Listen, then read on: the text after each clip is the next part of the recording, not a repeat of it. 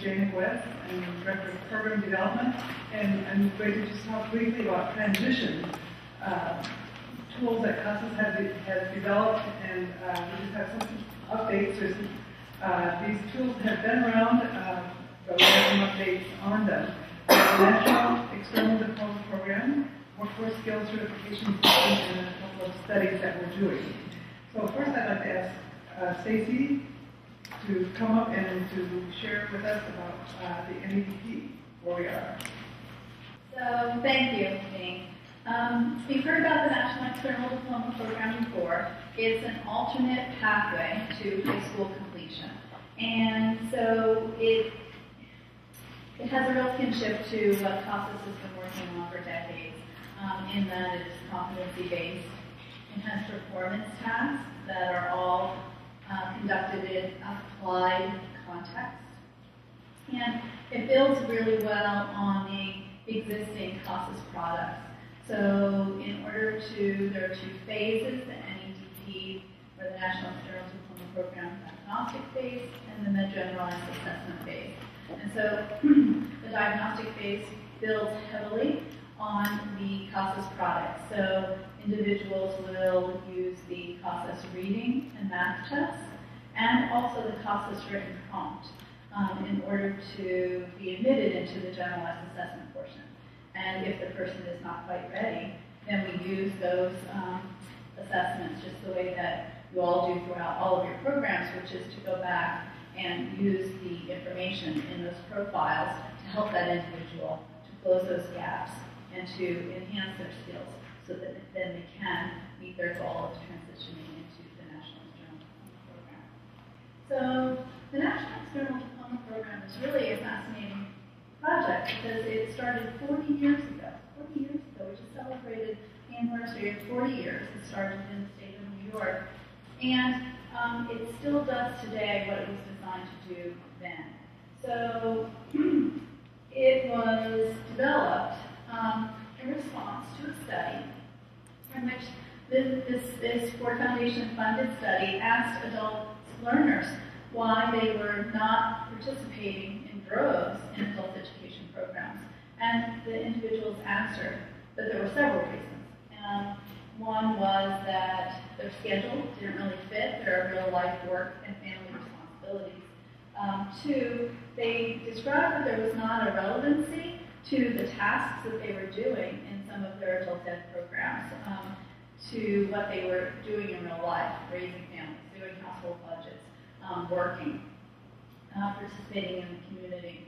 And so the third was that the multiple choice paper and pencil tests were too limiting, and they didn't feel that they showcased really what these adults had to demonstrate as their skills.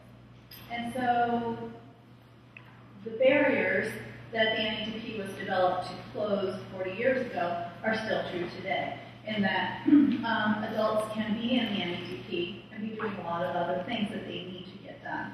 So the performance assessments are absolutely relevant to everyday life.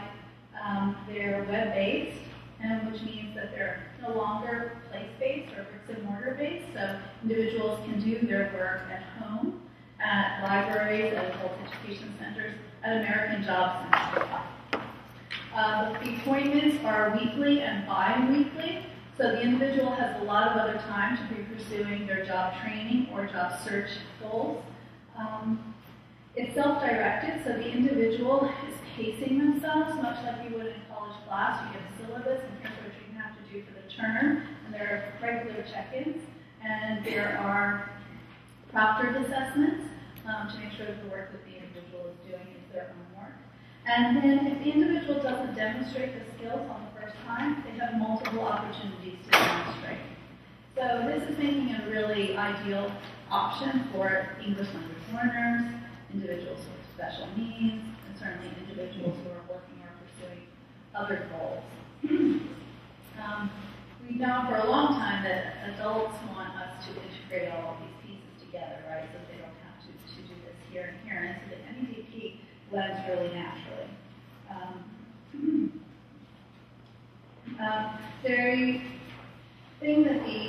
One of the things that adults who participate in the NEDP have talked about really liking is the applicability of their skills, but also the transferability of skills.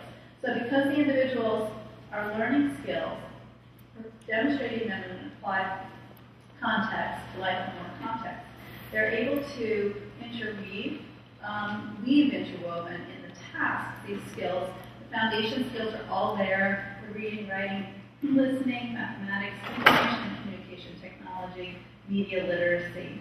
But they're interwoven with work readiness skills, so career development, development of a resume, job search, learning about sort of job ladders and pathways, career pathways, as well as the interpersonal skills and organizational awareness.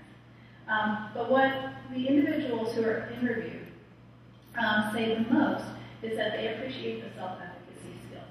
They did this themselves. What they needed to do is transparent. The individual knows all of the skills they're going to have to demonstrate, and it's a matter of setting out a plan to do so. It's not so much the interface with the test where you don't know what's going to come. And so they've talked a lot about appreciating that, and that is a readiness skill that can transfer well to college and careers.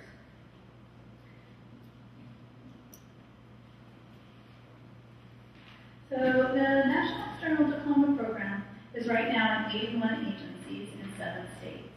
And CASAS has been working really hard, and the NET team has been working really hard to get the whole assessment to exactly where we want it, so that we would be poised sort of on this first year of WIOA to now take it to scale, really expand. And so we're so well positioned for that because of the way that the NEDP fits with WIOA. And we'll be talking about that here at the conference. We have a number of sessions that are dedicated to that and that integrate that information. So we fully expect to be able to recruit new agencies and new states. The states that we're in right now are Maryland, Connecticut, and New York. Those are the 3 oldies. And then Rhode Island, Virginia, District of Columbia, and Washington, which are also long-timers.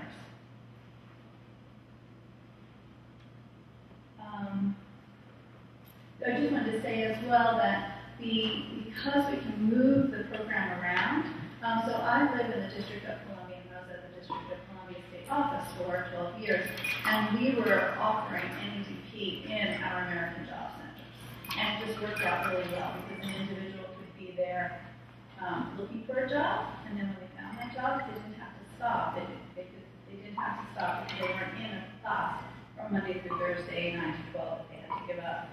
And then WIA and now WIOA partners were just entranced really by what NEDP could do and how complementary it was to what they were trying to do with individuals for their common goals. And so the increased rigor. So I really credit CASAS with this. When CASAS acquired the NEDP in 2000, they took the program, looked at the opportunities, knew that they were going to have to revise all of the competencies and performance indicators and set out to do that. Somewhere during that process, Common Core State Standards got involved. And CASAS had the foresight to say, okay, let's look at this, let's integrate this, and it wasn't hard. Because the NEDP was already doing that same kind of organic deep learning rather than learning a lot of things that could be covered with, on a test. It wasn't like that. It was taking a number of skills, using them together in an integrated way to perform each task. So the work that's been done now is that we've now aligned with the Common Core State Standards. We've aligned with the College and Career Readiness Standards for adult education, and we have crosswalks on this. We've integrated technology into all aspects of the program. So it's not segmented at all throughout the program. It's completely interwoven. It's highly integrated in ways that I think is really is very forward-thinking. We've developed and validated new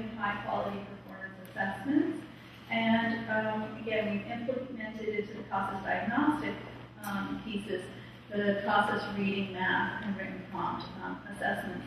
And we have our cut scores that are used to move an individual into NEDP generalized assessment.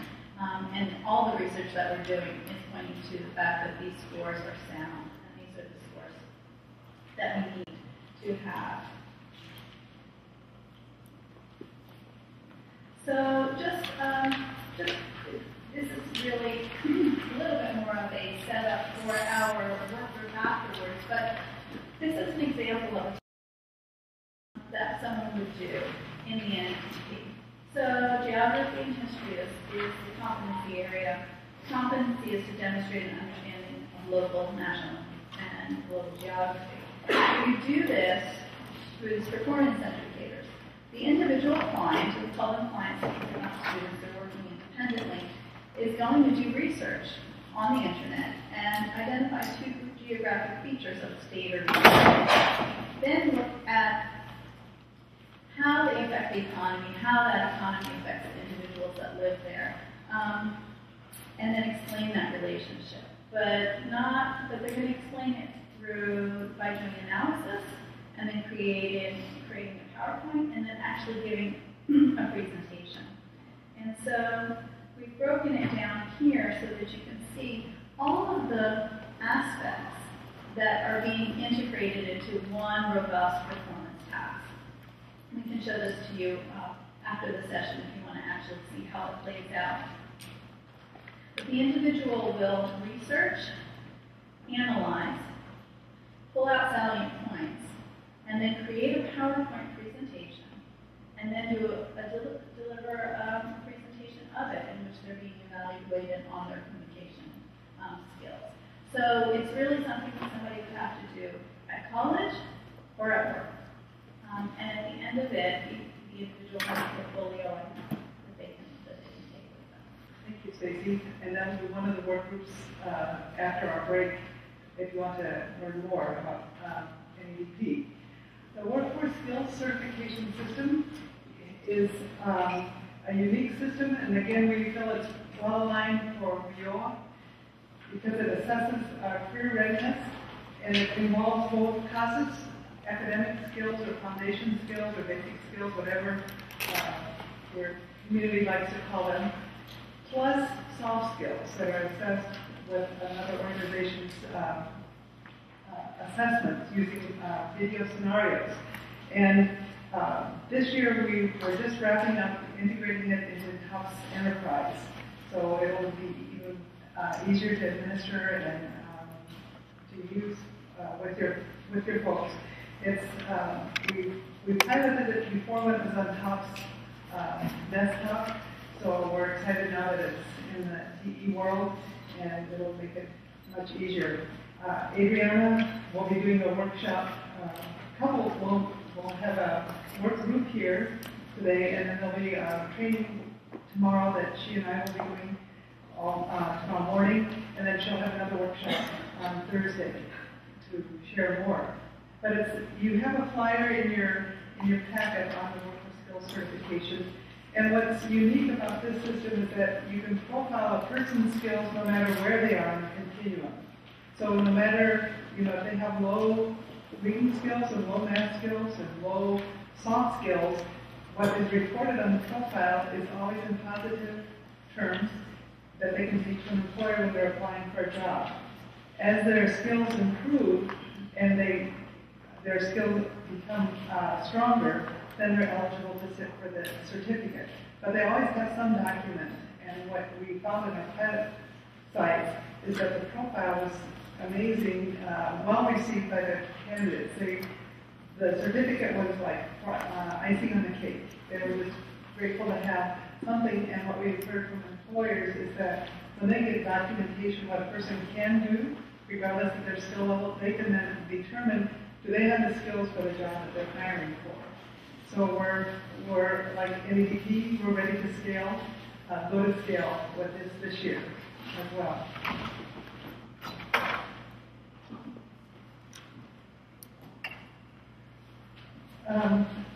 Just a reminder that we are in the process of doing a GED study, like we have done in the past to go around with GED, and we're in the process of analyzing data now, and we're getting ready to launch a study with CASAS this fall.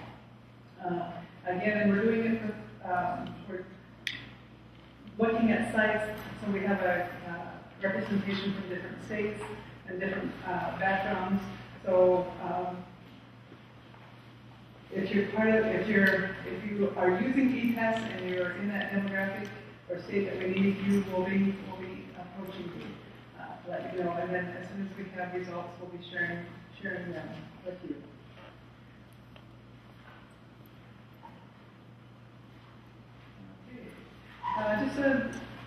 Just a quick infomercial. Quick search online continues to be there. It's available to look for instructional materials, and we update it constantly.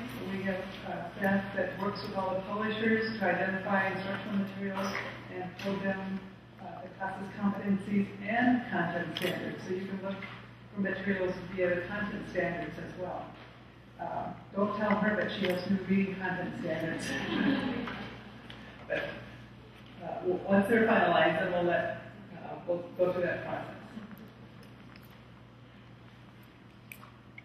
Also, there are curriculum modules for low-level literacy that are available. It's a gold mine that's kind of hidden there, and really good information for the low-level students. Okay, future technology.